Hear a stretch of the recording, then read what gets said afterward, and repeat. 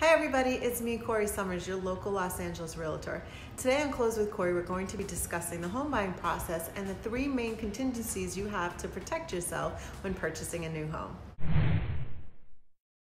Hi everybody. So you're thinking about purchasing a new home and you're getting ready and you're doing your research and you're trying to figure out the ropes. Well, when you're buying a new home, there are three contingencies built into our offers.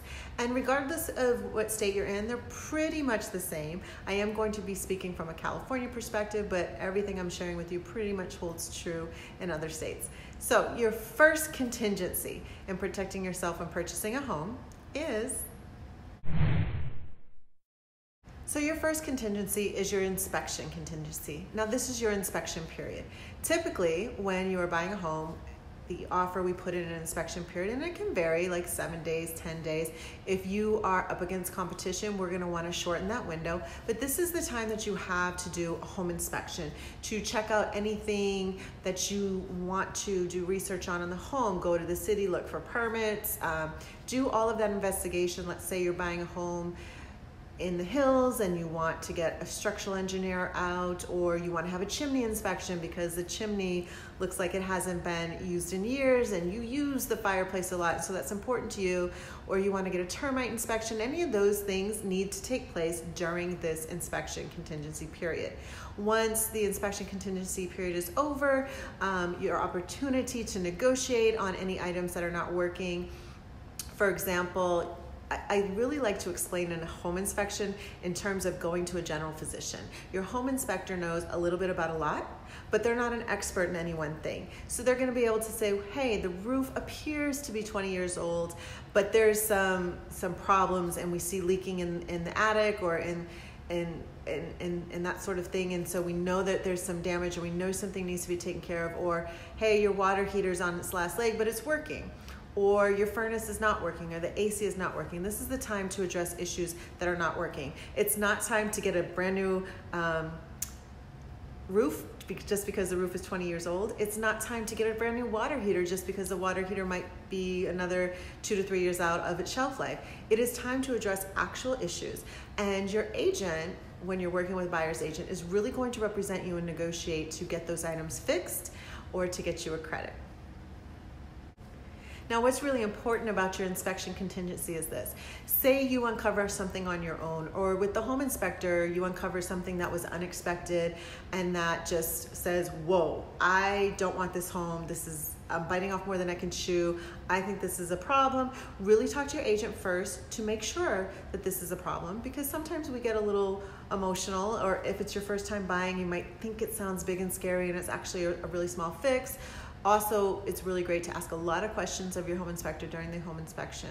But let's say for any reason you decide this doesn't feel right, this is too much of a problem, I don't want to move forward, you can back out and protect your deposit during your inspection contingency period. So this is your first contingency in the home buying process.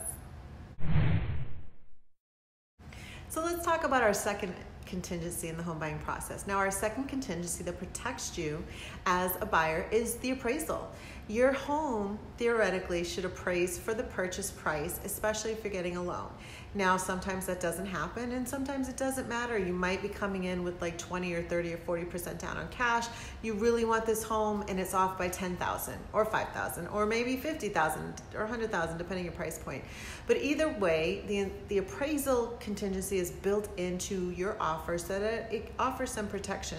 So if the house appraises for less and you are getting a loan, and maybe you're doing a 95% loan, a 90% loan, or even 100% financing because you're a former vet, this is the time that your agent will represent you and go back and talk to the other side, and we'll try to meet in the middle, and we'll share the appraisal report with your permission. We'll show them the proof that this did not appraise, and they know what that means. They know it means you can't get a loan for that amount. You can only get a loan for the amount of the appraisal. And this is an opportunity to either back out and walk away, protecting your deposit, or as an opportunity to negotiate.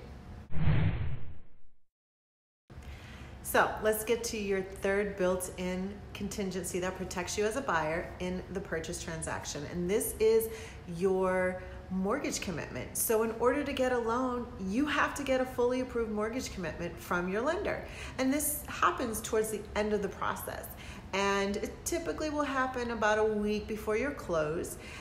But if you are unable to actually get that approval, then you can't get a loan. And if you can't get a loan, you can't buy a home. And so this is another built-in contingency within the offer that protects you. So if you can't get a loan and your lender says, hey, things have changed, or you're not making the money we thought you were, or you just don't qualify, you're not going to get penalized, you won't lose your deposit, you can back out of the purchase because you did not get your approval.